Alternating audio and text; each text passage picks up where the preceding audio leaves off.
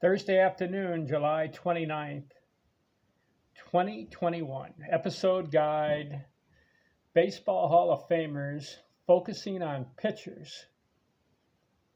Episode 169 Pete Alexander. For some reason, he has a nickname.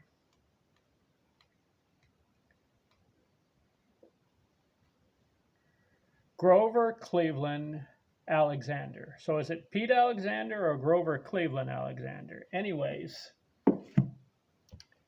20 years in the league, 1911 to 1930, 373 wins, 208 losses. According to my book, let's see.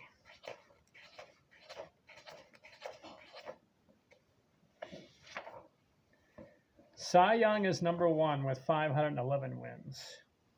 Walter Johnson, 417 wins. And Pete Alexander is number three, 373 wins, tied with Christy Mathewson. How did he do it? Let's see. Played for the Philadelphia Phillies. Then he played for the Chicago Cubs. Then he played toward the end of his career with the St. Louis Cardinals. And he was one of those guys. Started 600 games and finished 436 of them, had 90 shutouts, 5,190 innings. Now you know why I like old school players. If you've been with me in the episode guide, a lot of the position players, the old school players had better stats than present day players today. Just hands down.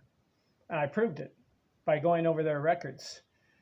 And same with the pitchers. I've done Walter Johnson. I've done Christy Mathewson. I've done Cy Young, and now Pete Alexander, and all these guys are old school.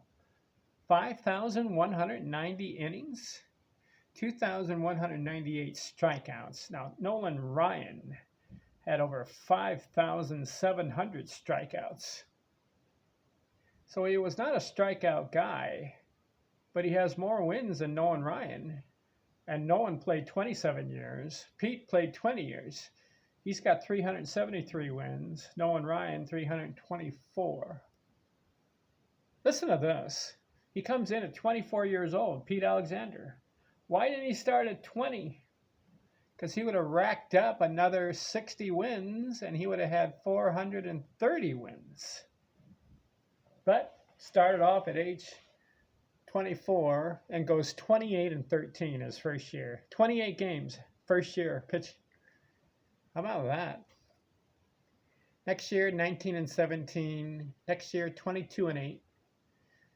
Then 27-15, 31-10, 33-12, 30-13. Okay. 1918, he wins 2 games. He's 31 years old and only pitched 26 innings. So I think he was in the military, 1918, or military service. 1919, 16-11.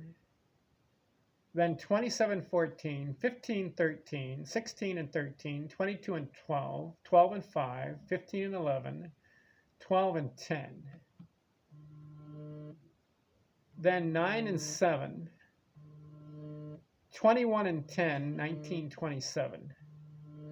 1928, 16-9, 1929, 9-8, and then 1930, 0-3. So he compiles a record of 373 wins, 208 losses. How about that? And he missed a couple years in there. Can we say that in 18 years, he won 360 games?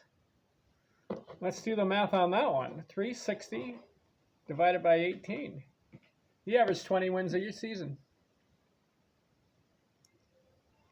2.56 ERA.